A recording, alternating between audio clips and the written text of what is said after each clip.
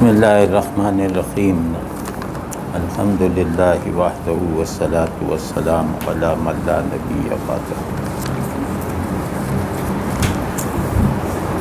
ہم اردو اور فارسی کی نعتیہ شاعری کی روایت کا ایک انتخاب کر کے اس کا مطالعہ کر رہے ہیں۔ اس کا آغاز تو ہم نے رومی کی ایک نعت سے کیا جس پر گفتگو کئی نشستوں تک چلتی رہی۔ تو اب دوسری نعت جو ہے وہ مولانا جامی کی ہے، یہ سلام ہے۔ تو اس سلام کے بارے میں مجھے تحقیق نہیں ہے، لیکن مشہور بات یہ ہے کہ یہ مواجع شریف پر پہنچ کر موزوں کیا تھا، مطلب فی البدی عرض کیا تھا، پھر اس کو کاغذ پہ اتارا گیا۔ تو یہ سلاموں میں سے بہت اچھا سلام ہے، یعنی کہ رسول اللہ صلی اللہ علیہ وسلم کی مدح میں شاعری کی دو قسمیں ہیں، ایک نعت ہے اور ایک سلام ہے۔ تو ان کا جو پورا ژانرا ہے وہ نعت کہہ دیا جاتا ہے، لیکن سلام ایک الگ صنف کے طور پر۔ تو پہلے تھوڑا سا جامی کا تعارف کرواتا ہوں اور تھوڑا سا سلام کا ایک صنفی امتیاز عرض کرتا ہوں کہ مولانا جامی عبدالرحمن جامی یہ سلسلہ نقشبندیہ کے ایک صاحب اجازت بزرگ تھے، جو خود شیخ نہیں بنے، مطلب مرید نہیں کرتے تھے، لیکن حضرت خواجہ عبید اللہ اعرار رحمۃ اللہ علیہ سے صاحب خرقہ و اجازت تھے۔ ان کی یعنی کہ اردو، فارسی، عربی شاعری کی روایت میں ان جیسے صاحب علم اور جامع العلوم لوگ کم ہوئے ہیں، مطلب یہ شاعروں میں جو عالم ترین لوگ ہیں، جن کا علم مضبوط بھی ہے اور جامعیت رکھنے والا بھی ہے، یہ ان چند بہت ہی چند لوگوں میں سے ایک ہیں۔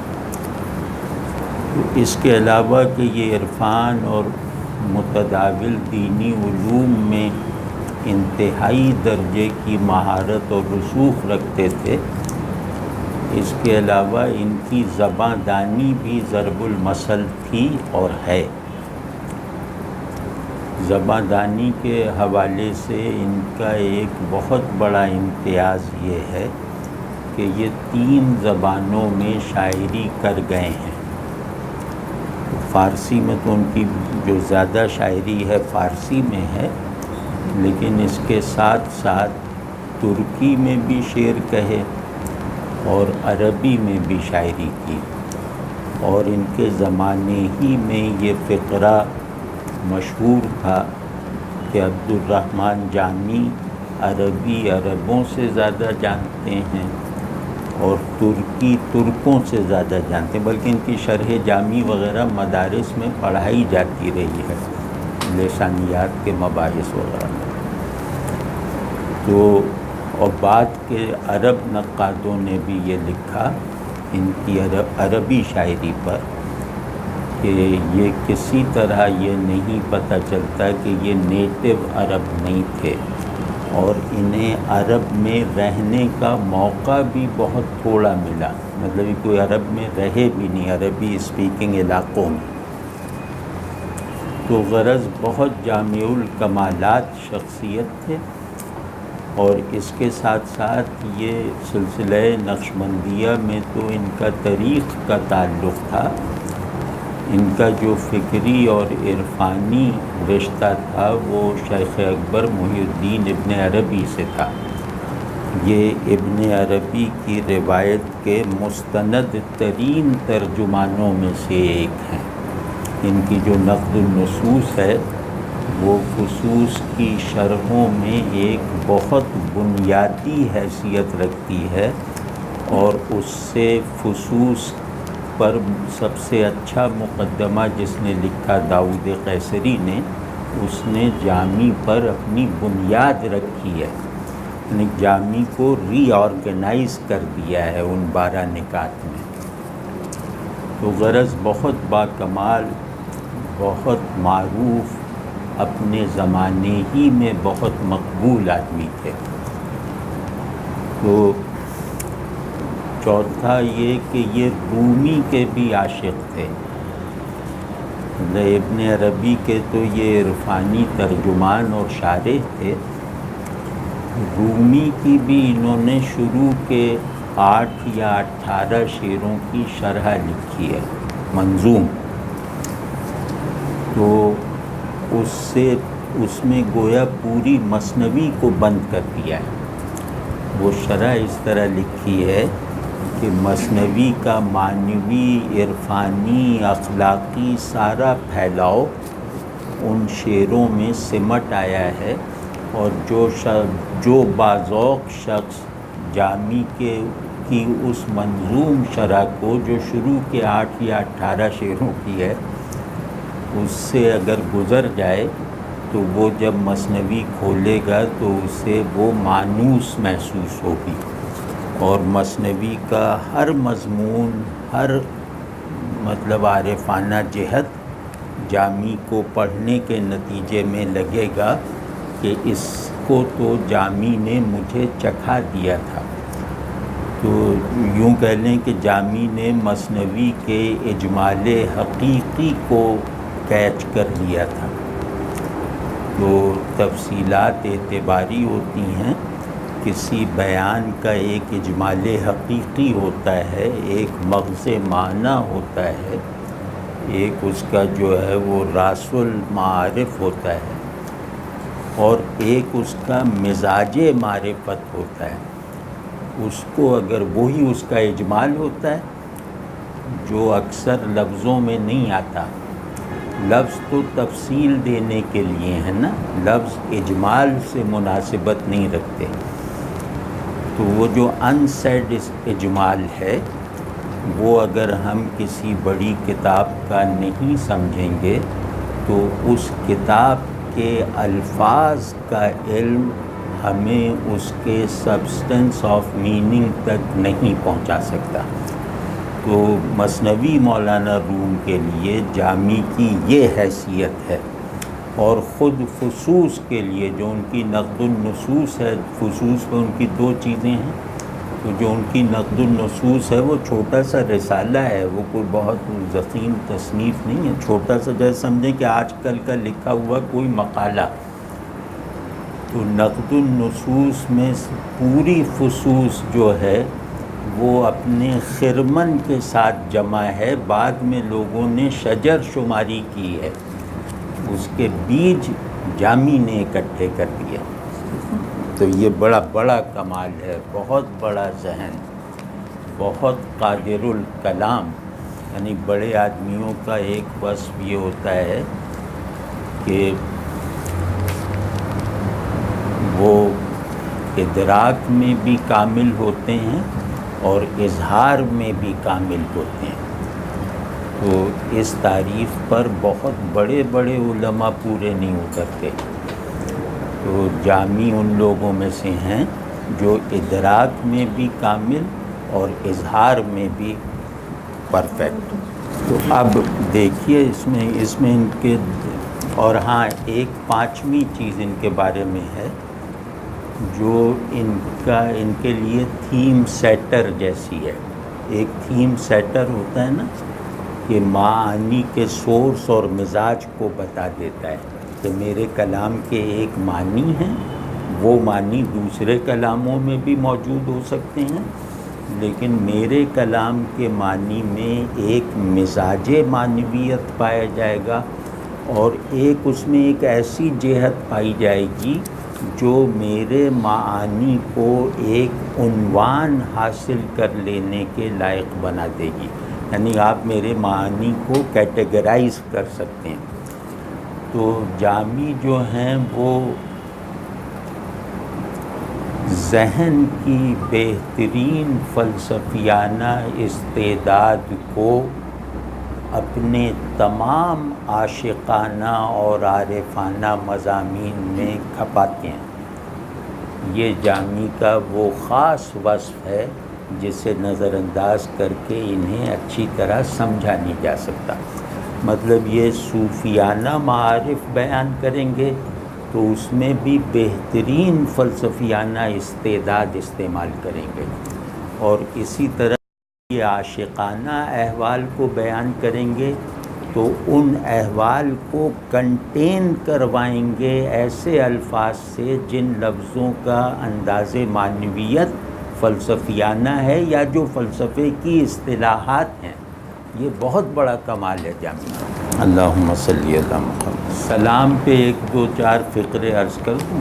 رسول اللہ صلی اللہ علیہ وسلم پر سلام بھیجنے کا عمل اللہ کی شمولیت کے بغیر ناقص ہے۔ سلام کہتے ہیں کسی کے لیے سلامتی کی دعا کرنا یا کسی کے لیے سلامتی کی خواہش کا خوبصورت اور مؤدب اظہار کر دینا، یہی سلام ہے۔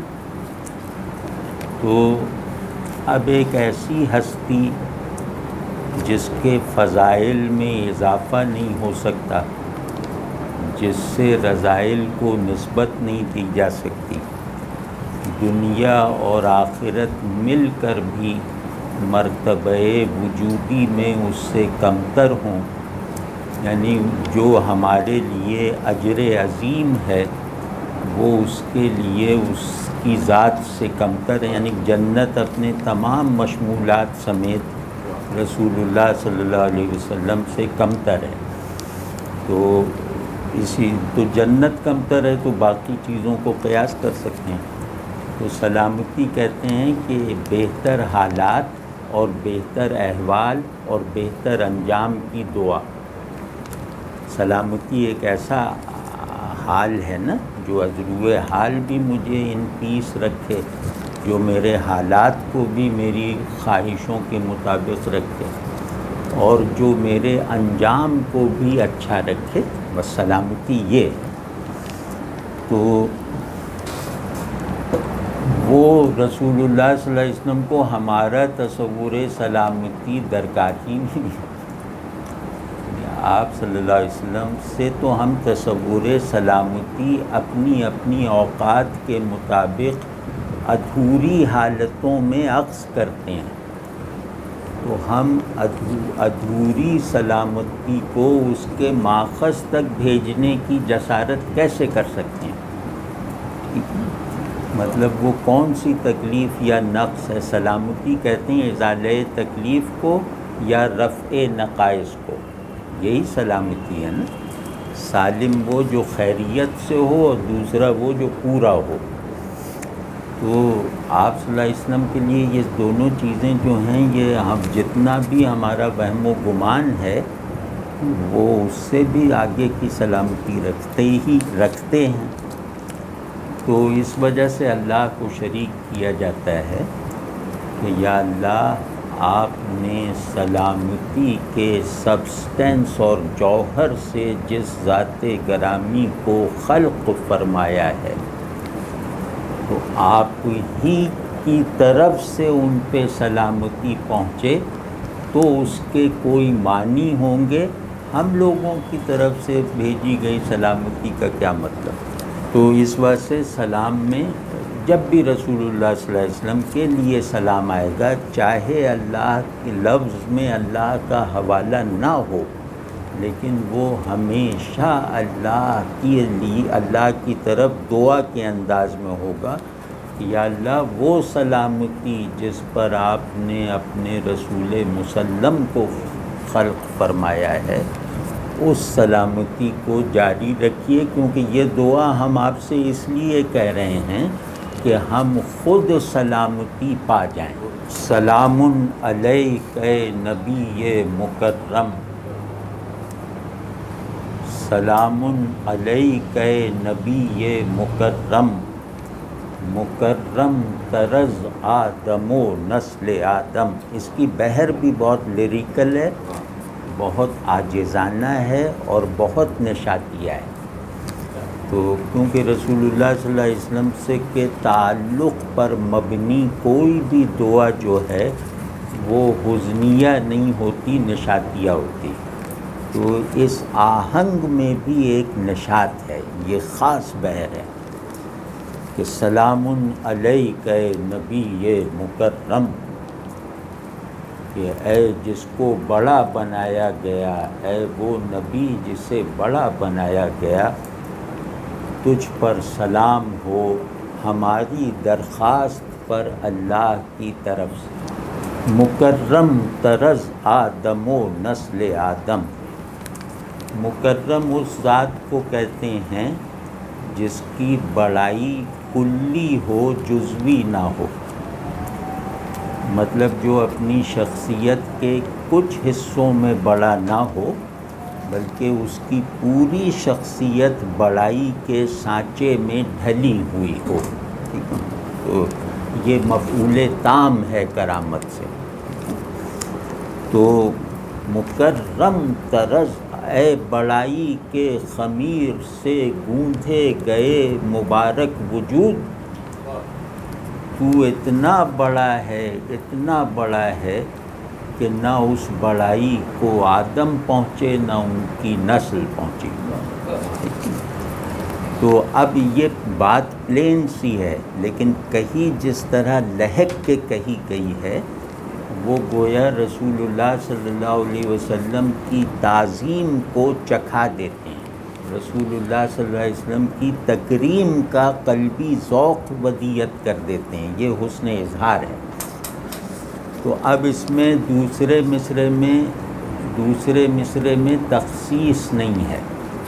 ایک ہوتی ہے تخصیص اصلی اور دوسری ہوتی ہے تخصیص من وجہ، یا تخصیص حقیقی اور تخصیص اعتباری. تو تخصیص کا مطلب ہے پرٹیکولرائزیشن، کہ جو کہا جا رہا ہے اس کے کیریکٹرز وہی ہیں. تو یہ ہو گئی تخصیص تام، تخصیص اصلی، تخصیص وہ. اور ایک ہوتی ہے سمبولک پرٹیکولرائزیشن، کہ اس میں دو چیزوں کو بتا تو دیا گیا لیکن مراد سب چیزیں ہیں. تو اب یہ کہہ رہے ہیں کہ آپ مکرم ہیں آدم و نسل آدم سے، یعنی آپ مکرم ہیں تمام ان چیزوں سے جنہیں اللہ نے بنایا ہے، چاہے مادے سے بنایا ہو چاہے بغیر مادے کے بنایا ہو، آپ ان تمام موجودات سے افضل ہیں، بڑے. سلام علیک ذی آبائے الوی.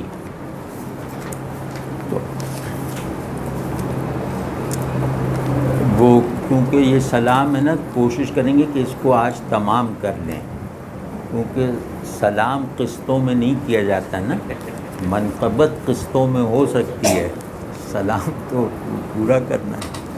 تو اس کو کوشش کریں گے کہ سلام علیک ذی آبائے الوی، بصورت مؤخر بمانی مقدم. تو اب یہ بھی مضمون عام سا ہے کہ رسول اللہ صلی اللہ علیہ وسلم کے بارے میں ہمارا یہ عقیدہ ہے کہ آپ صلی اللہ علیہ وسلم باعتبار حقیقت اول الانبیاء ہیں یا اول الموجودات ہیں. اگر غیر صوفی پرسپیکٹو سے دیکھا جائے تو کہا جائے گا کہ اول الانبیاء ہیں، اور صوفیانہ تناظر سے دیکھا جائے تو کہا جائے گا اول الموجودات ہیں. تو کیونکہ صوفیہ جس حدیث سے استناد کر کے اول الموجودات ہونا مانتے ہیں، اس حدیث پہ محدثوں نے انکار کیا. تو لیکن بہرحال صوفی پرسپیکٹو میں آپ صلی اللہ علیہ وسلم افضل الموجودات، اول الموجودات ہیں، اور غیر صوفی تناظر میں آپ صلی اللہ علیہ وسلم اول الانبیاء ہیں. تو غرض دونوں طرح کی اولیت بڑائی کا ثبوت ہے، تو اب فرما رہے ہیں کہ اب وہ جو میں کہہ رہا تھا کہ فلسفیانہ اصطلاحیں، فلسفیانہ اپج، فلسفیانہ استعداد کا غیر فلسفیانہ استعداد، یہ جامی پہ ختم ہے. تو وہ اس کا ایک نمونہ یہاں سلامی میں آ گیا کہ سلام علیک، اے وہ ذات کریم جو آبائے علوی میں سے ہے، اس پر سلام پہنچے. اب یہاں جو دیکھنے میں آخر میں آئی ہے، حقیقت میں سب سے پہلے. تو یہاں آبائے علوی پرانی فلکیات اور پرانی حیت کی اصطلاح ہے. آبائے علوی کا مطلب ہے کہ آسمانی، کیا کہتے ہیں، آبا یعنی آسمانی باپوں کی ایک آسمانی اجداد، آسمانی محرکات تخلیق. تو آبائے علوی یعنی پرانا تصور یہ تھا کہ مختلف افلاک کی تاثیر سے چیزیں خلق ہوتی ہیں اور خلق ہونے کے بعد ان کا نظام ہستی چلتا ہے. یہ پرانا ایک تصور تھا اور یہ فلسفیانہ تصور تھا. مطلب فیثاغورس اس کا سب سے بڑا اسپوکس مین تھا. تو افلاک کو مرد سے تشبیہ دیتے تھے، زمین کو عورت سے تشبیہ دیتے تھے. تو ان معنی میں وہ چار آبائے علوی ہیں، وہ کہ جن کی وجہ سے چیزیں خلق ہو رہی ہیں اور جن کی بدولت یہ کارخانہ تخلیق چل رہا ہے. ٹھیک ہے نا. تو اس کو چینی ین اور یانگ، سب سے بہتر بیان چینیوں کا ہے، ین اور یانگ. ین آسمانی اصول تخلیق، یانگ ارضی قبول تخلیق. ٹھیک ہے نا. تو عورت و مرد کی مثال ہے وہ اس میں. تو کہہ رہے ہیں کہ آپ وجہ تخلیق اور محتمم تخلیق ہیں. تخلیق کا سبب بھی آپ ہیں اور تخلیق ہو جانے کے بعد چلنے والا آرڈر آف بینگ بھی آپ پر چل رہا ہے. اب یہ کہہ رہے ہیں کہ اس پہ سلام، آپ پر سلام ہو، آپ جو ایسے ہیں. اور بصورت مؤخر بمانی مقدم، کہ آپ صلی اللہ علیہ وسلم اپنے مخلوق ہونے کی جہت سے بعد میں آئے، اپنے معمور ہونے کی حیثیت سے پہلے کے ہیں. یہ اس کا مطلب. اور اس میں خوبصورتی کیا ہے؟ بصورت مؤخر بمعنی، اب ہم لوگ اردو والے نا ہم معنی کہتے ہیں، لیکن فارسی والے عربی والے اس کو معنی کہتے ہیں. تو بصورت مؤخر بمعنی مقدم، اس میں ایک خوبصورتی بھی، ایک خوبصورتی کیا مطلب ایک علم بھی ہے، خوبصورتی بھی ہے کہ صورت کے معنی صورت سے پہلے کے ہوتے ہیں. صورت سے معنی مخصوص بھی ہوں لیکن ان کا وجود صورت کے وجود سے پہلے کا ہوتا ہے. ٹھیک ہے. یہ خوبصورتی ہے نا کہ آپ صلی اللہ علیہ وسلم صورت بن کر آخر میں تشریف لائے لیکن اپنے معنی میں ایکٹیو حالت میں پہلے سے ہیں. ایکٹیو حالت میں، کیونکہ آبائے علوی کا ہے نا، آبائے علوی ایکٹیو پرنسپل. سلام علیک ذی آغاز فطرت، سلام علیک ذی آغاز فطرت، تو فعل وجود تو ایجاد عالم. رسمی مضمون ہے لیکن اس میں اس کا بیان جو ہے نا اس رسمی مضمون کو رسمی رہنے نہیں دیتا. اس کا بیان ایسا ہے کہ اصل میں رسمی مضامین ایک وقت آتا ہے کہ کلیشے بن جاتے ہیں، ان کی قدر گم ہو جاتی ہے، مطلب ان سے وہ وابستگی نہیں رہتی. کلیشے بن گیا، وہ حاضر ناظر ہیں، یہ چلتا رہا کلیشے بن گیا. اب حاضر ناظر کچھ بھی کہو کوئی اثر نہیں ہوتا. ٹھیک ہے. تو ایک کلیشے بن جائے. رسم میں یہ خرابی ہے کہ یہ میکینیکل بن جاتی ہے اور ایک طرح سے بے تاثیر بن جاتی ہے، پھر بے تاثیر بن کر بے معنی بھی بن جاتی ہے، تو اس کی رسمیت کو توڑا ہے جامی نے۔ وہ یہ مطلب رسمی مضمون کیا ہے کہ آپ صلی اللہ علیہ وسلم باعث تخلیق کائنات ہیں۔ اب یہ آپ کسی ان پڑھ امتی سے بھی پوچھیں تو وہ کہے گا، اس کو سمجھ میں آنے والے لفظوں میں کہیں تو کہے گا ہاں، اور کسی بڑے سے بڑے عالم اور عارف سے بھی پوچھیں تو بات ایک ہی کہے گا کہ باعث تخلیق کائنات ہیں۔ اب یہ رسمی مضمون بن گیا، تو اس کو دیکھیے توڑ کہاں سے رہے ہیں؟ فلسفیانہ فورس سے، کہ سلام علیک سے آغاز فطرت، یہاں زے جو ہے وہ زائد ہے، از زائد ہے، کہہ رہے ہیں کہ اس پر سلام جو آغاز فطرت سے ہے یا خود آغاز فطرت ہے۔ اب اس پہ ابھی غور کرتے ہیں۔ ہم سے فخریہ محبت سکھاتے ہیں جو ہمارے تمام امراض کا علاج ہے۔ وہ ہم تاجرانہ محبت، عجیب گھگیاتی ہوئی محبت، عجیب نمائشی سی محبت کو سمجھتے ہیں محبت ہے، لیکن بڑوں سے محبت میں ایک تفاخر بھی ہونا چاہیے کہ ہمیں ان سے محبت ہے، ان سے محبت کی توقیر۔ تو یہ جامی کا کام یہ ہے کہ وہ اس کو فخریہ بنا دیتے ہیں کہ وہ محبت، احساس محبت اور احساس فخر دونوں ایک دوسرے میں گندھے ہوئے ہوتے ہیں، اور یہ مطلوب ہے۔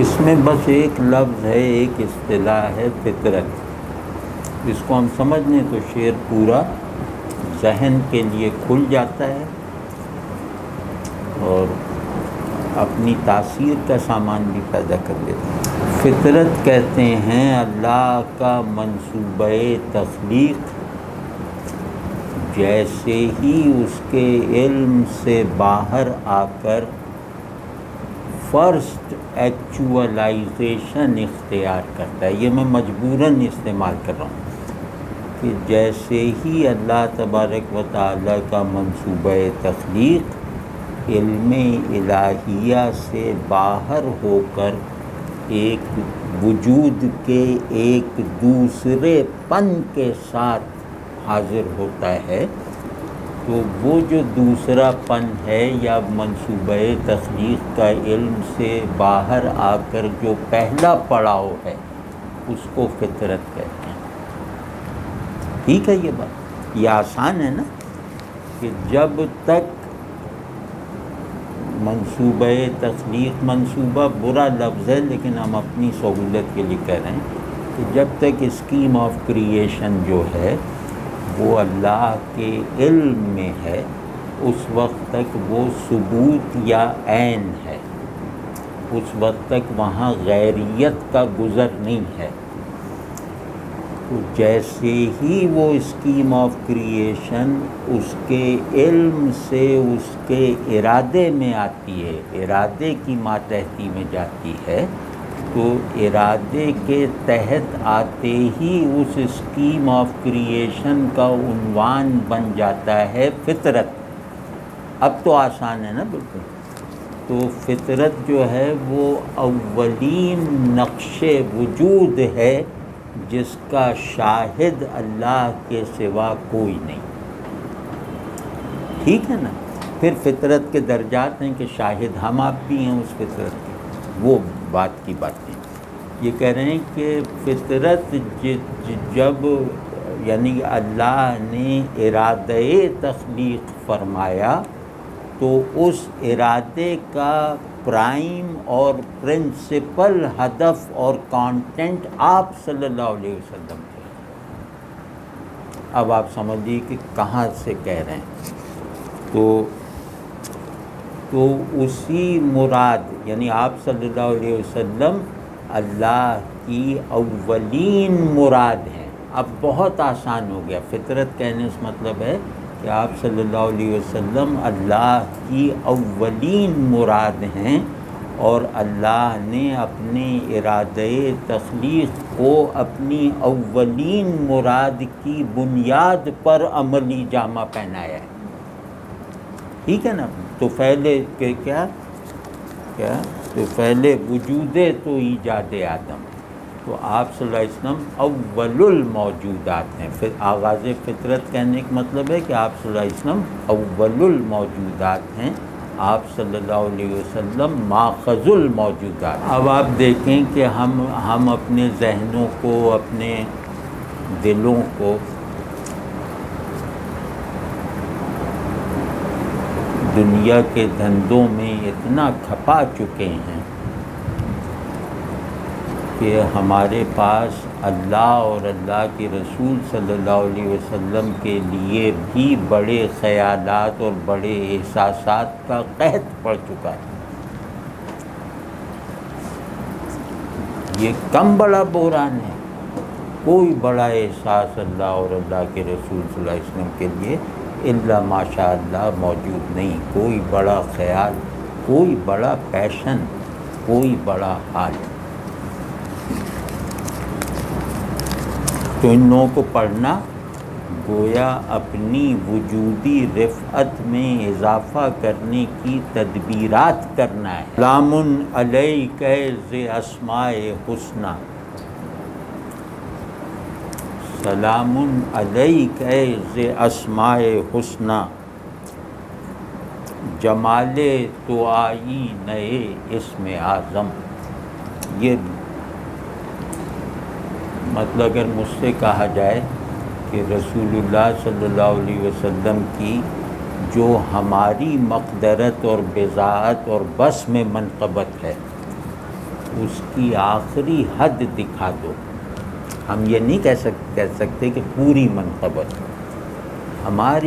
ہمیں جتنے تک رسائی اور دسترس دی گئی ہے اس آخری بلندی کو دکھا دو تو میں یہ شعر پیش کر دوں گا.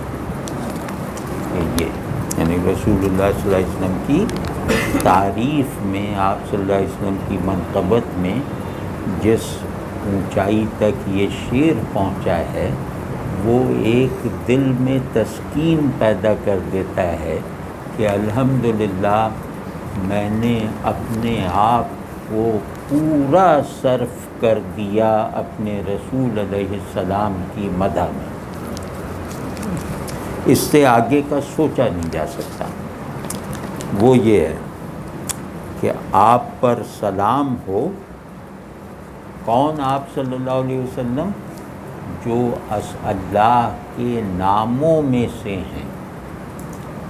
ایک تو یہ کہ ایک مطلب اس کا یہ ہو سکتا ہے کہ اللہ کے ناموں میں سے ایک اسم ناطق ہیں. ایک تو یہ ہو سکتا ہے، اور ایک یہ ہو سکتا ہے کہ آپ صلی اللہ علیہ وسلم کو بنانے میں اسماء حسنی کی تجلیات صرف ہوئی ہیں. یعنی اسماء حسنی کی تجلیات آپ کا مادہ خلق ہے. یہ بھی ہو سکتا ہے محمد اسم جو ہے اس کا مادہ حمد ہے، اور انسان کے لیے حمد استعمال نہیں ہو سکتا ماں سوائے سے ایک نام کے، اور کبھی بھی استعمال نہیں انسانیت. یہ جیسے آپ صلی اللہ علیہ وسلم کا اسم مبارک محمد ہے جس کی حمد کی گئی، تو یہ الحمدللہ رب العالمین ہم صرف اللہ کی ہے. تو اس میں بڑے وہ ہیں. بہت صحیح. تو آپ صلی اللہ علیہ وسلم جو اسماء الہیہ کی تجلیات سے تخلیق ہوئے ہیں، اور تیسرا مطلب ہے کہ آپ صلی اللہ علیہ وسلم اسماء الہیہ کی دو انڈیکیشنز ہیں، ایک نزولی ایک عروجی. یعنی ایک انڈیکیشن جو نزولی ہے وہ آپ کی طرف ہے، عروجی جو ہے وہ ذات کی طرف ہے. تو آپ صلی اللہ علیہ وسلم کو بیچ میں لائے بغیر اللہ کے کسی اسم سے کوئی تعلق، نہ فہم نہ حال کسی صورت میں بھی نہیں پیدا ہو سکتا. وہ ناقص رہے گا. صحیح ہو سکتا ہے، کامل نہیں ہو سکتا. ٹھیک ہے نا. تو کوئی وجہ ہے کہ آپ صلی اللہ علیہ وسلم کی نبوت کی تصدیق کروائی گئی سارے نبیوں سے، تو کوئی وجہ ہوگی نا کہ نبیوں کی معرفت تو ناقص نعوذ باللہ نہ رہ جائے، اور بہت شدید لفظوں میں۔ تو یہ غرض تینوں معنی بیک وقت ملحوظ ہیں اس میں۔ اب نتیجہ کیا ہے کہ اسماء حسنہ کی تجلیات میں گندھا ہوا وجود کیا ہوگا؟ اسماء الہیہ ایک اسم الہی کی تجلی سے وجود بنے گا تو وہ اس اسم کا مظہر ہوگا، ٹھیک ہے نا؟ میں جس اسم سے بنا ہوں گا، جو اسم میرا مربی ہوگا، میں مربی کہتے ہیں خالق اور تربیت کنندہ دونوں کو، تو وہ میں اس کا مظہر بنوں گا نا۔ تو آپ صلی اللہ علیہ وسلم کی تخلیق اور ایجاد میں تمام اسماء الہیہ کارفرما ہیں، تو آپ صلی اللہ علیہ وسلم گویا تمام اسماء الہیہ کے مظہر جامع ہیں۔ تو اب تمام اسماء الہیہ میں جو حیثیت اسم اعظم کو حاصل ہے، وہی مرتبہ اور درجہ آپ صلی اللہ علیہ وسلم کو مظاہر اسماء میں حاصل ہے، کہ آپ صلی اللہ علیہ وسلم اکیلے ہیں جو اسم اعظم کے مظہر ہیں، کہ آپ مطلب جمال تو آئی نئے اسم اعظم، آپ صلی اللہ علیہ وسلم کا جمال، یعنی آپ صلی اللہ علیہ وسلم کا اپنے غیروں پر ظاہر ہونا، آپ صلی اللہ علیہ وسلم کا ظہور، جمال بمانی ظہور کامل ہے، جمال بمانی حسن جزوی ہے۔ تو آپ صلی اللہ علیہ وسلم کا ظہور اسم اعظم کا مظہر ہے، جس کا مظہر نہ آپ سے پہلے کوئی ہوا نہ آپ کے بعد کوئی ہوگا، کیونکہ اسم اعظم اپنے مظہر میں بھی اپنی روح وحدت کا محافظ ہے۔ اسم اعظم اللہ کی نسبت سے بھی ایک ہی ہے، اور اپنے مظاہر میں بھی ایک ہی مظہر کو چنتا ہے، ٹھیک ہے نا؟ تو جس کی حقیقت بھی وحدت پر ہے، جس کا ظہور بھی اصول وحدت پر ہے۔ تو آپ صلی اللہ علیہ وسلم آئینہ اسم اعظم ہیں، یعنی مظہر اسم اعظم ہیں، جس طرح اسم اعظم میں کوئی دوسرا شریک نہیں ہے، اسی طرح اس مظہریت اسم اعظم میں بھی کوئی دوسرا شامل نہیں ہے۔ سلام علیک بملک رسالت، سلام علیک بملک رسالت، ترا خاتم المرسلین نقش خاتم۔ کیا جواب ہے، کیا کرافٹ ہے کہ آپ صلی اللہ علیہ وسلم کو سلام پہنچے کہ ملک رسالت کے شہنشاہ آپ ہیں، ملک رسالت کے سلطان آپ ہیں، ملک رسالت کی بادشاہی آپ کو دی گئی ہے، اس رسالت کو آپ سے شروع کیا گیا اور آپ ہی پر ختم کیا گیا، صلی اللہ علیہ النبی الامی۔ تو کہیں کہ آپ ملک کی رسالت کی سلطنت کے سلطان ہیں، سلطان واحد، شاہ وحید ہیں۔ تو آپ کی انگوٹھی کا نقش خاتم المرسلین ہونا، آپ صلی اللہ علیہ وسلم کا خاتم النبیین ہونا، آپ صلی اللہ علیہ وسلم کی مہر ہے۔ یعنی خاتم کس کے پاس ہوتا ہے؟ جو بادشاہ ہو۔ مہر، خاتم وہ مہر ہوتی ہے جو انگوٹھی کی طرح پہنی جائے، ٹھیک ہے نا؟ تو آپ صلی اللہ علیہ وسلم کو خاتم المرسلینی کا نقش عطا ہوا ہے، تاکہ آپ صلی اللہ علیہ وسلم کی ملک رسالت پر بادشاہت مخفی نہ رہے، معطل نہ رہے۔ اب ایک بڑا احساساتی سا شعر آیا ہے سلام علیک ز ابر نوالت، سلام علیک ز ابر نوالت، مرا کشت زار عمل سبز و خرم۔ کیا کہنے کہ آپ صلی اللہ علیہ وسلم پر سلام کہ آپ کی فیاضی اور سخا کے بادل سے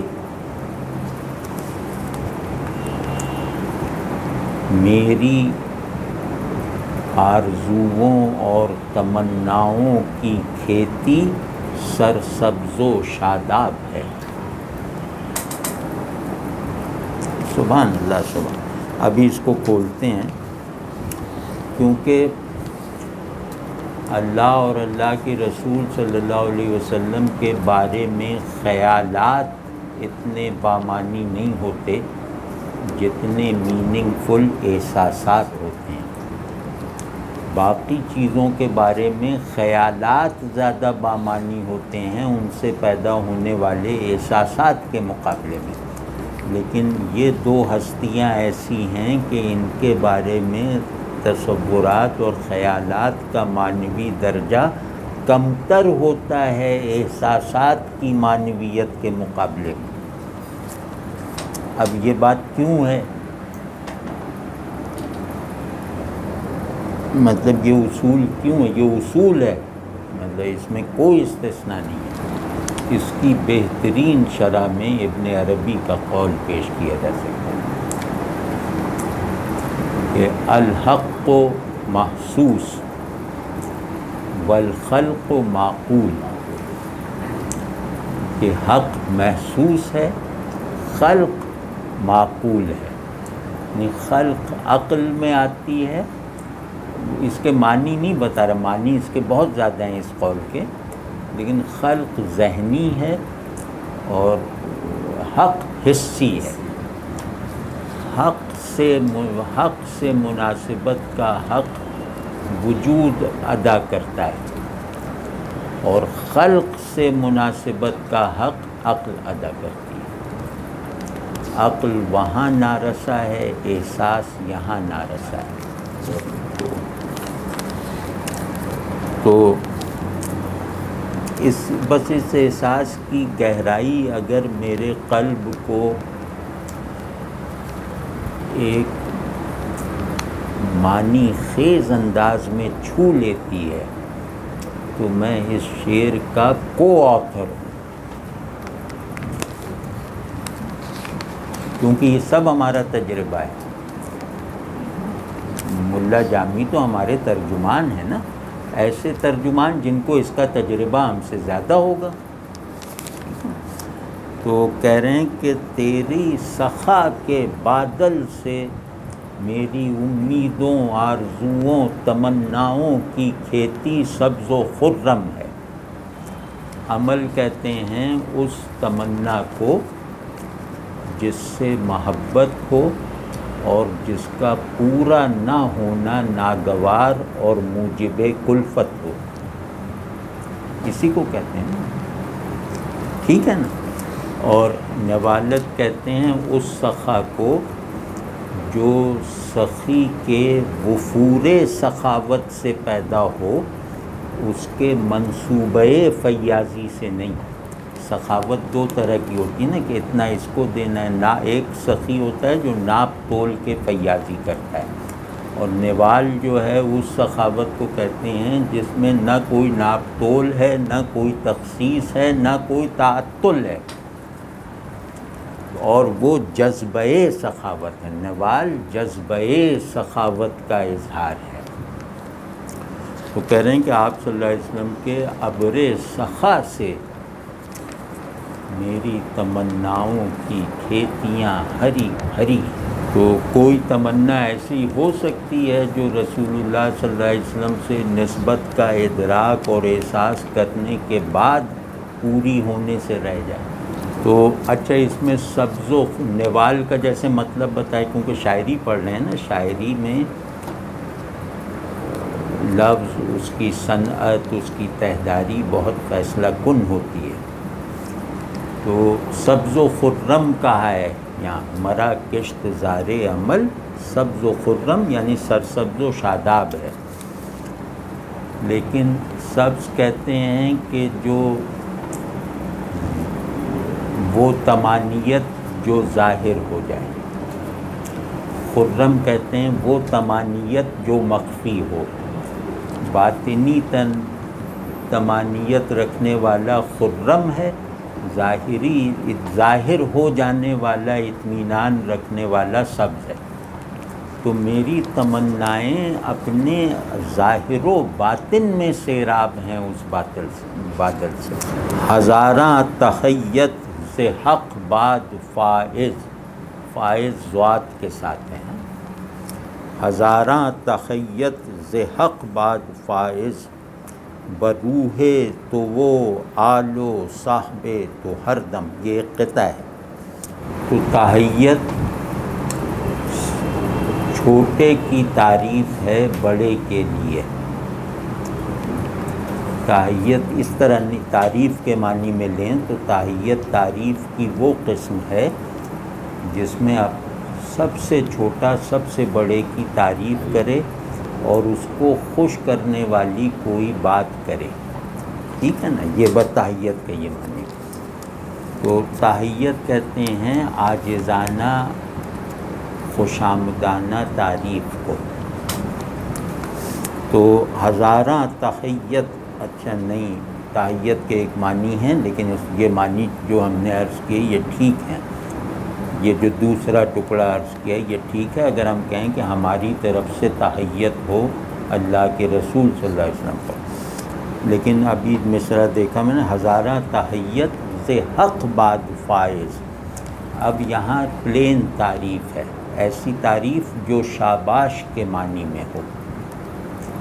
تو اب وہ کہہ رہے ہیں کہ اللہ کی طرف سے ہزاروں مہربانیاں اور تعریفیں اور سراہنے کی ایک لمبی قطار لگی رہے، اللہ کی طرف سے ہمیشہ سراہے جاتے رہیں، ٹھیک ہے نا۔ فائز، فائز وہ فیض والا ہے نا، کہ فیضان ہوتا رہے، کہ اللہ کی طرف سے ہمیشہ فیضان تحیت ہوتا رہے، بروح تو وہ آل و صاحب تو ہر دم، کہ آپ صلی اللہ علیہ وسلم کی روح مبارک پر، آپ صلی اللہ علیہ وسلم کی آل مبارک پر، آپ صلی اللہ علیہ وسلم کے اصحاب مبارک پر بلا تعطل بلا انقطاع ہوتا رہے۔ اور ہر دم کا مطلب ہے کہ یہ اللہ کا ہر دم ہے، ہمارا ہر دم نہیں ہے، یعنی ایسے تسلسل کے ساتھ ہوتا رہے جس میں وقفہ یا خاتمہ ممتنع الامکان ہو۔ بتخصیص آنا کے ہستند باتو، بتخصیص آنا کے ہستند باتو، اب یہ یاد رہے کہ یہ مواجہ پہ پڑھا جا رہا ہے فی البدیع، جہاں پر شیخین کی مبارک قبریں بھی ہیں، کہ بتخصیص آنا کے ہستند باتو، اور خاص طور پر ان لوگوں پر یہ تحیت اللہ کی طرف سے ہوتی رہے جو تیرے ساتھ ہیں، بیکجا ز جنسیت تام منظم، مطلب ہم لوگوں کے کیونکہ جذبات ہمارے خیالات کے تابع ہیں، تو اس وجہ سے فضائل شیخین کے بارے میں صوفی گونگا ہو گیا ہے۔ تو اب یہ صوفی اعظم کا کلام ہے، تو کہہ رہے ہیں کہ ان دونوں پر جو آپ کے ساتھ ہیں ان پر خاص طور پر یہ تحیت پہنچتی رہے، اور وہ لوگ آپ کے ساتھ کس طرح ہیں وہ اس مصرعے میں، بیکجا ز جنسیت تام منظم۔ اگر پہلا میں نے عرض کیا کہ نعت میں کوئی شعر مجھے ہائٹ آف ایکسپریشن اور ہائٹ آف پرسیپشن کا سنانا پڑے تو وہ جو میں نے عرض کیا وہ ہے، اب یہاں مناقب شیخین کا منتہا اگر بتانا پڑے تو یہ شعر ہے کہ ان دونوں پر وہ تحیت فائز رہے، وہ فیضان تحیت مسلسل رہے حق تعالی کی جانب سے، جو آپ کے ساتھ ایک جگہ ہیں، اس انداز اور اس شان سے جیسے تین چیزیں جنسیت تام کے ساتھ ایک ہو گئی ہیں۔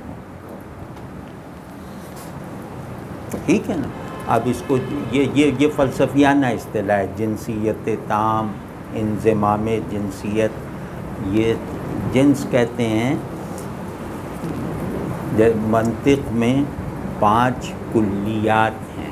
کلیات کہتے ہیں ان اصول کو جن پر پورا کارخانہ وجود اپنی کلیت اور اپنی جزئیت کے ساتھ چل رہا ہے، یعنی کہ ہر موجود 5 مراحل رکھتا ہے، 5 نسبتیں رکھتا ہے لازمی، تو وہ 5 چیزیں کہلاتی ہیں عیساغوجی۔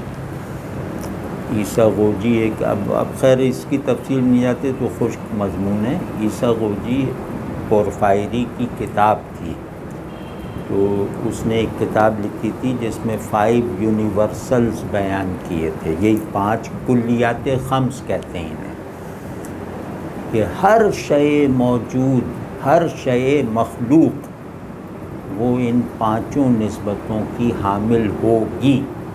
ٹھیک ہے نا؟ یہ اصول وجود خلق ہیں۔ تو اب یہ کہہ رہے ہیں کہ وہ 5 کیا ہیں؟ کسی کو یاد ہے 5 کلیات خمس کیا ہیں؟ آپ نہ بتائیے گا مطلب یہ کلیات خمس میں ایک جنس ہے، اب جنس کی بھی قسمیں لیکن وہ ہم نہیں جا رہے، مطلب جنس ہے، جنس کے نیچے نوع ہے، ٹھیک ہے نا؟ نوع کے نیچے عرض عام ہے، عرض عام کے نیچے خاصہ ہے، خاصہ کے نیچے فرد ہے، ٹھیک ہے؟ 5 گن لیے نا، 5 ہو گئے۔ تو اب ان کی تفصیل میں نہیں جاتے، تو جنس جو ہے وہ مخلوق کثرت کے اصول پر وجود رکھنے والی موجودات کی اصل وحدت کو کہتے ہیں، یعنی جنس کے درجے میں پہنچ کر سب چیزیں واحد الاصل ہو جاتی ہیں، یعنی ہم فرد کی حیثیت سے 2 ہیں، ہم نوع کی حیثیت سے جانور اور انسان 2 ہیں، ہنسنے اور رونے کی جہت سے جو ہے ہم الگ الگ ہیں وغیرہ۔ تو ہمارے الگ ہونے کے تمام احوال اور سچویشنز ایک نقطے میں رفع ہو جاتی ہیں، اس نقطے کو کہتے ہیں جنس۔ اور کلیات کا وجود اسی لیے ہوا ہے کہ کثرت کو گرفت وحدت میں رکھنا، ٹھیک ہے نا؟ دائرہ وحدت، یہ ہر کلی ایک دائرہ وحدت ہے۔ تو خیر، تو جو وحدت اخرى ہے مخلوقات کی وہ جنس ہے۔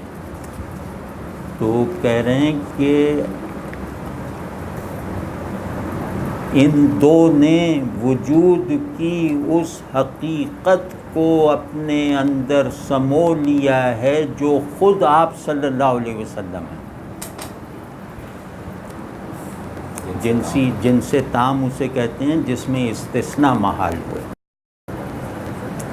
جنس کی 2 قسمیں کہ جنس کے افراد میں تعدد اعتباری باقی رہتا ہے، لیکن ایک مرتبہ ایسا ہے کہ جہاں جنس کے افراد میں تعدد اعتباری بھی دور ہو جاتا ہے، ختم ہو جاتا ہے۔ کہتے ہیں کہ یہ لوگ جنسیت تام کے ساتھ آپ صلی اللہ علیہ وسلم سے مناسبت وجودی کے منتہا پر پہنچ کر ایک ہو گئے۔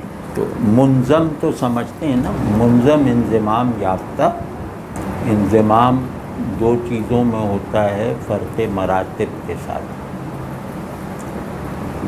یہ ذہن میں رہے۔ تو جنسیت تام کے ساتھ منظم ہونے میں فرق مراتب برقرار ہیں، یہ بس ذہن میں رہے۔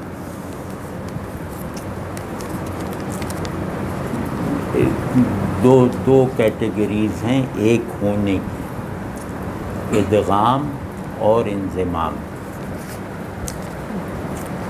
ادغام میں نیچے درجے والا فنا ہو جاتا ہے یا اونچے درجے میں کھپ جاتا ہے اور اپنے تشخص کی ذہنی اور وجودی دونوں سطحوں سے دستبردار ہو جاتا ہے، ٹھیک ہے نا۔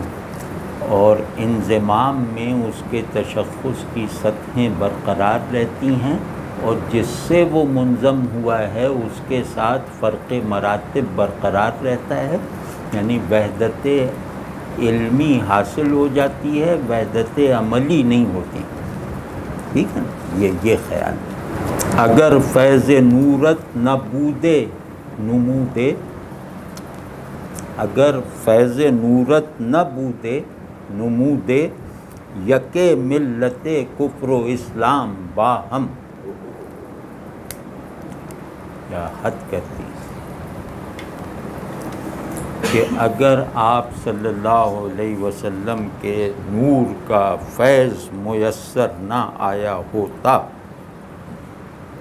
اگر آپ صلی اللہ علیہ وسلم کا نور آمادہ فیضان نہ ہوتا، اگر آپ صلی اللہ علیہ وسلم کا نور مایہ ہستی نہ ہوتا، اگر آپ صلی اللہ علیہ وسلم کا نور واحد مظہر حق کی حیثیت سے جلوہ گر نہ ہوتا، اب یہ سب سٹیجز ہیں، تو دکھائی دیتے نمودے، یہ ماضی وہ تمنائی ہے نا، نمودے کہ دکھائی دیتے، ظاہر ہوتے، یکے ملت کفر و اسلام باہم، تو کفر اور اسلام ایک دکھائی دیتے۔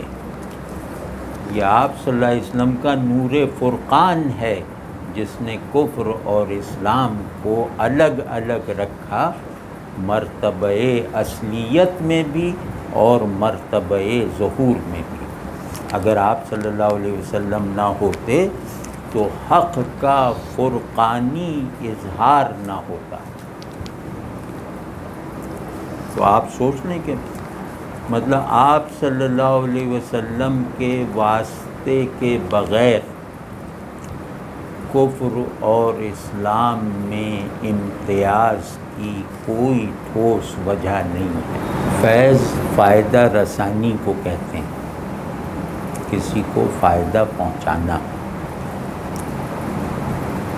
اور اس فائدے میں اخلاقی پہلو غالب ہو تو اس کو کہتے ہیں۔ جیسے خیرات کو فیض نہیں کہتے، کسی کو کھانا کھلا دینے کو فیض نہیں کہتے، لیکن کسی کو نماز سکھا دینا، کسی کو اچھا بنا دینا، یہ فیض ہے، ٹھیک ہے نا۔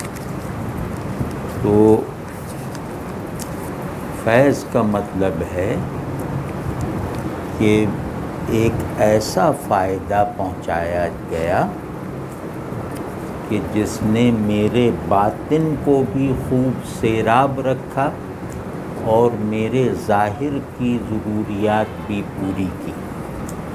تو ان معنوں میں ہے فیض کہ جو باطن و ظاہر دونوں کی پرورش کرے، ٹھیک ہے نا، فیض پرورش کے معنی میں۔ تو تیرے نور کا فیضان یہ ہے کہ حق اپنے ظاہر و باطن کے ساتھ سامنے ہے، اور باطل بھی، کفر بھی اپنے ظاہر و باطن سمیت دکھائی دیتا ہے۔ یعنی آپ صلی اللہ علیہ وسلم نہ ہوتے تو کفر کو اپنی پہچان پیدا کرنا محال ہو جاتا۔ ز سیئ تو شد فتح ابواب مغلق، ز سیئ تو شد فتح ابواب مغلق، ز نطق تو شد کشف اسرار مبہم۔ یہ آسان شعر ہے، لفظ مشکل ہیں، لفظ ذرا مشکل ہیں، لیکن کیونکہ اللہ کا شکر ہے کہ رسول اللہ صلی اللہ علیہ وسلم کے ساتھ تعلق اور اس تعلق کے نتیجے میں پیدا ہونے والی فطری معرفت ہر مسلمان کو حاصل ہے، تو لہٰذا اس میں جو معنی بیان ہوئے ہیں وہ اس کی ہم تجربی اور اعتقادی توثیق کرتے ہیں. تو جو معنی میرے اندر پہلے سے موجود ہوں انہیں ہم کہتے ہیں کہ یہ آسان ہے. تو لیکن الفاظ ہماری کوتاہی کی وجہ سے ہمارے اندر یہ موجود نہیں ہے. کئی لوگوں کے لیے مغلق پہلی مرتبہ سنا ہوا لفظ ہو سکتا ہے. تو لفظ ذرا کہہ رہے ہیں کہ آپ صلی اللہ علیہ وسلم کی سعی سے، کوشش سے، آپ صلی اللہ علیہ وسلم کی حق کی طرف ہونے والی حرکت سے 100 تالے لگے ہوئے دروازے کھل گئے. مغلق دروازے کی صفت کے طور پر اس دروازے کو کہتے ہیں کہ جس کا بند رہنا ہی مقدر ہو، کھلنا ممنوع ہو. ٹھیک. اور دوسرا ہی کہ جس پہ دستک ہی نہ دی گئی ہو. دوسرا مطلب یہ. تو فرما رہے ہیں کہ جن دروازوں پر دستک ہی نہ دی گئی تھی، جن دروازوں کا بند ہونا مقدر کے طور پر تسلیم کر لیا گیا تھا، ان دروازوں کو بھی آپ صلی اللہ علیہ وسلم کے رجوع الی الحق والی حرکت نے کھول دیا. تو یعنی اس کو اور آسان کہہ کر کہتے ہیں کہ اللہ تبارک و تعالی کے قرب میں لے جانے والے راستوں کو کھول دیا. اور ز نطق تو شد کشف اسرار مبہم. نطق کسے کہتے ہیں؟ نطق تو عام لفظ ہے، ایک تو زبان ہو گیا. اور کسے کہتے ہیں؟ گویائی کو نطق کہتے ہیں. ٹھیک ہو گیا. اور کسے کہتے ہیں؟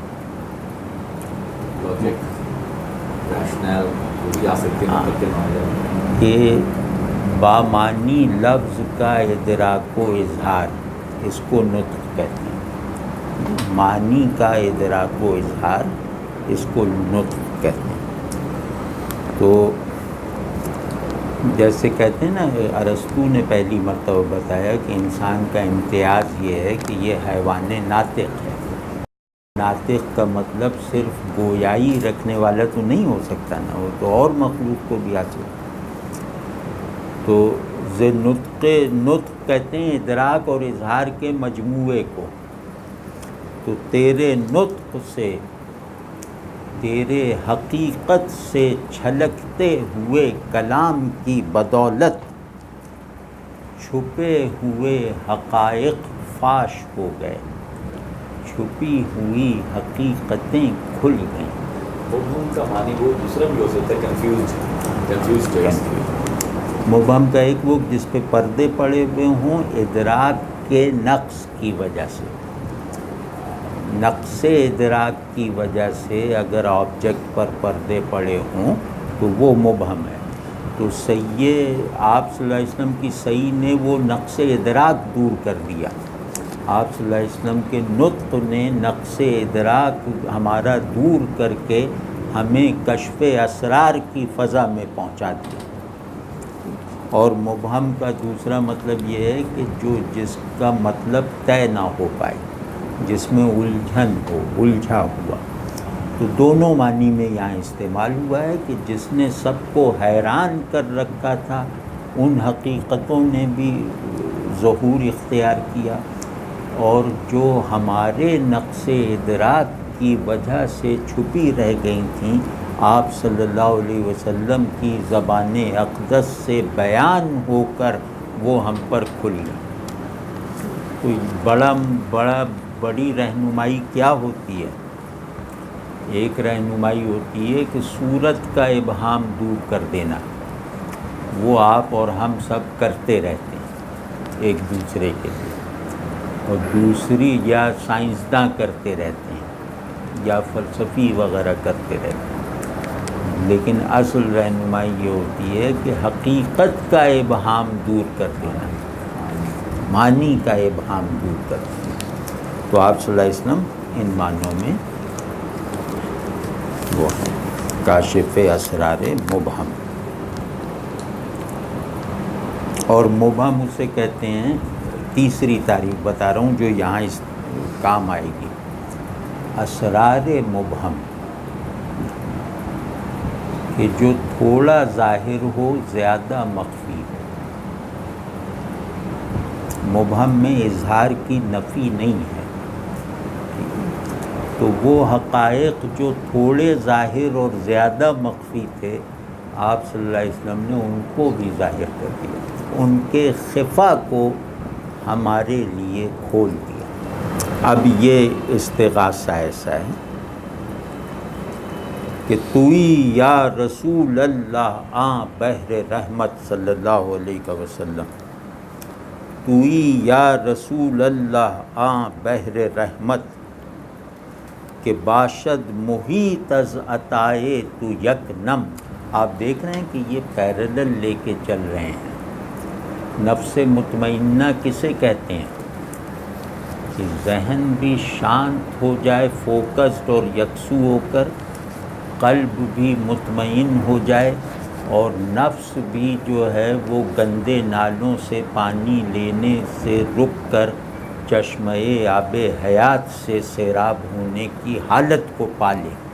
یہ اطمینان نفس۔ نفس میں مائنڈ اور ٹیمپرامنٹ، اور مائنڈ اینڈ ہارٹ دونوں جمع ہیں۔ تو آپ دیکھیے کس طرح یہ رسول اللہ صلی اللہ علیہ وسلم ہمارے لیے موجب اطمینان ہے نا۔ آپ صلی اللہ علیہ وسلم سے نسبت نفس مطمئنہ کا پرنسپل کاز ہے۔ تو اب اس رعایت سے کیسے کلام کر رہے ہیں کہ عقل کو سرشار کرنے والے مضامین بھی باندھ رہے ہیں، اور دل کو تسکین پہنچانے والے احوال اور احساسات بھی فراہم ساتھ ساتھ کرتے جا رہے ہیں۔ ٹھیک ہے، اب یہ وہ مرحلہ ہے سیرابی قلب کا کہ آپ صلی اللہ علیہ وسلم وہ بحر رحمت ہیں، رحمت کا وہ دریا یا سمندر ہے کہ باشد محیط از عطائے تو یک نم، کہ سارے سمندر مل کر بھی آپ کے دریائے رحمت کی ایک بوند سے بھی کمتر ہے۔ آپ صلی اللہ علیہ وسلم رحمت کا وہ سمندر ہیں کہ باقی اس کے علاوہ جو سمندر پائے جاتے ہیں وہ سب سمندر جو ہیں وہ آپ صلی اللہ علیہ وسلم کے بحر رحمت کی ایک بوند سے بھی کمتر ہیں۔ یک نم بہت اچھا کہا ہے۔ نم کہتے ہیں کہ جس کا قطرہ ہونا بھی ثابت نہ ہو، بس گیلا ہونا، صرف گیلاہٹ۔ تو رحمت کے یہاں کیا معنی ہے؟ آپ صلی اللہ علیہ وسلم رحمت ہیں، یہاں رحمت کے کیا معنی ہے؟ بلا استحقاق دینا، یہ سادہ سے معنی ہے کہ جن کو کوئی حق نہیں ہے آپ صلی اللہ علیہ وسلم سے کچھ مانگنے کا، کچھ لینے کا، آپ صلی اللہ علیہ وسلم انہیں بھی دیتے ہیں۔ ایک مطلب یہ ہو گیا نا تاکہ وہ بنیاد کی اینٹ ڈل جائے نا، پھر اسٹرکچر کھڑا ہوتا ہے۔ حق پر موجود رہنے اور حق کا عارف بنانے کا جو سامان ہے یہ رحمت ہے۔ وجود اور شعور کو حق کی اساس پر متحد رکھنا یہ رحمت ہے۔ یہ رحمت کے ذرا سا بلند معنی، ٹھیک ہے نا، ان معنوں میں۔ جگر تشنگانیم از رہ رسیدہ، جگر تشنگانیم از رہ رسیدہ، ترحم علینا بماء ترحم، کہ ہم جگر تشنگاں ہیں۔ جگر تشنگاں کہتے ہیں کہ شدید تھکے اور پیاسے، ٹھیک ہے نا، جو محنت اور مسافت کے بعد پیاس لگتی ہے اس کو کہتے ہیں تشنگی جگر، ٹھیک ہے نا۔ تو پیاس ہمارے جگر تک میں، ہماری رگ رگ میں سرایت کر گئی ہے، اور اے پیاس بجھانے والے تیری طرف ہم نے سفر بھی بہت لمبا کیا ہے۔ از رہ رسیدہ، ایک لمبا راستہ طے کر کے، اے ساقی چشمہ رحمت، اے بحر رحمت، ہم یہاں تک پہنچے ہیں، تو ہم پر رحم فرما، ہم پر مہربانی فرما، اور اپنے دریائے رحمت کے پانی سے ہمیں سیراب فرما۔ ٹھیک، تو رسول اللہ صلی اللہ علیہ وسلم سے مرحوم ہونا دو پہلو رکھتا ہے۔ رسول اللہ صلی اللہ علیہ وسلم کی رحمت لینے کے دو جہتیں، دو پوزیشنز ہیں، ایک ہے بن مانگے مل جانا، اور ایک ہے مانگ کر لینا،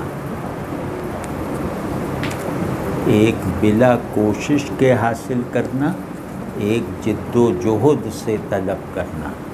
تو جو مزہ مانگ کر لینے میں ہے وہ بلا مانگے ملنے میں نہیں ہے۔ آخری شعر ہے، یہ کبھی اللہ توفیق دینا روضہ مبارکہ پہ حاضری کی، تو یہ سلام اپنے ساتھ لکھ کے جائیں، وہاں پڑھیں، کہیں بھی کھڑے ہو کے، چاہے اپنے کمرے میں پڑھیں۔ اور خاص طور پر یہ شعر تو مجھے میرا تجربہ ہے کہ یہ شعر آپ کو رسول اللہ صلی اللہ علیہ وسلم کی شان فیاضی کے کچھ انتہائی مخفی گوشوں کی سیر کروا دے گا، یعنی آپ اس شعر کو قبول ہوتے ہوئے دیکھیں گے۔ وہ یہ جگر تشنگانیم از رہ رسیدہ، ترحم علینا بماء ترحم، وہاں پڑھیے ترحم علیہ بماء ترحم۔ کشائی بتخلیص ما لب کے آمد، ترا فتح باب شفاعت مسلم۔ خاتمہ کلام میں اجمال غالب ہوتا ہے تفصیل پر، اور دوران کلام میں تفصیل غالب رہنی چاہیے اجمال پر۔ اس اصول کو کتنی خوبی سے نبھایا ہے کہ جس چیز پہ بات ختم کرو وہ سیلف ایویڈنٹ ہو اور وہ محتاج تشریح نہ ہو۔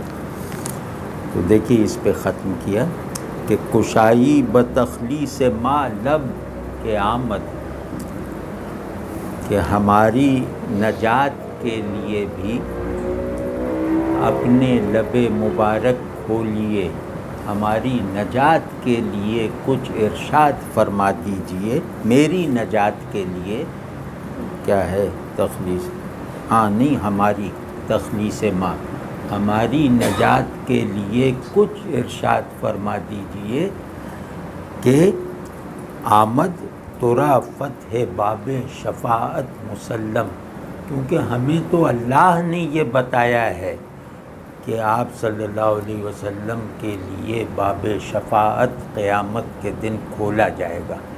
تو آمد یہاں تنزیل کے معنی میں بھی لیا جا سکتا ہے، اور روزمرہ میں آمد کا مطلب ہے ہوتا ہے۔ تو کہہ رہے ہیں کہ ہمیں تو اللہ نے بتایا ہوا ہے کہ آپ باب شفاعت صرف آپ کی دستک پر کھلے گا،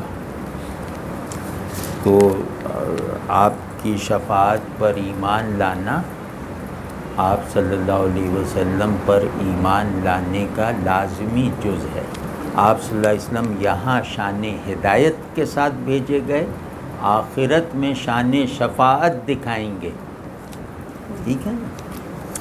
تو ہادی کون ہوتا ہے؟ جو نتیجے کا ضامن ہو،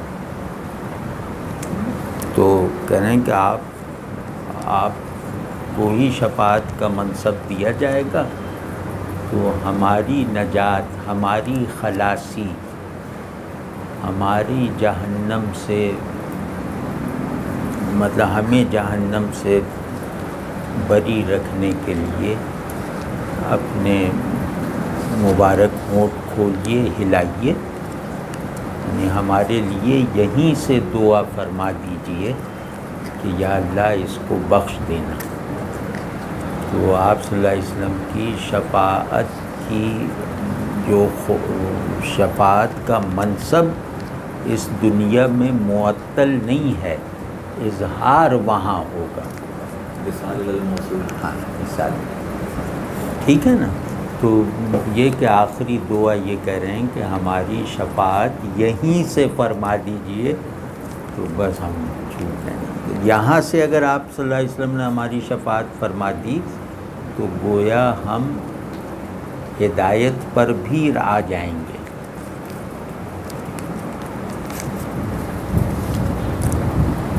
یہ اللہ سب نصیب فرمائے، یہ سب احوال نصیب فرمائے۔